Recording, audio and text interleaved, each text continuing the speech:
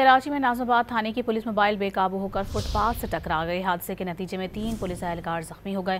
Police حکام کے مطابق حادثہ ناظم آباد بورڈ آفس کے قریب پیش آیا، جس میں موبائل میں سوار 3 اہلکار زخمی ہو گئے۔ زخمی میں پولیس کانسٹیبل سلیمان، اماد اور ہیڈ کانسٹیبل عرفان شامل ہیں۔ زخمی اہلکاروں کو اسپتال منتقل کر دیا گیا۔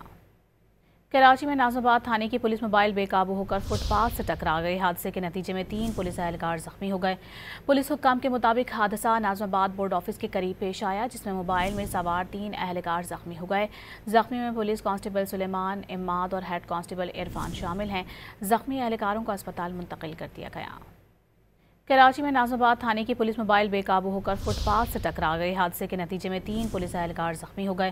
پولیس حکام کے مطابق حادثہ ناظم آباد بورڈ آفس کے قریب پیش آیا، جس میں موبائل میں سوار 3 اہلکار زخمی ہو گئے۔ زخمی میں پولیس کانسٹیبل سلیمان، اماد اور ہیڈ کانسٹیبل عرفان شامل ہیں۔ زخمی اہلکاروں کو اسپتال منتقل کر دیا گیا۔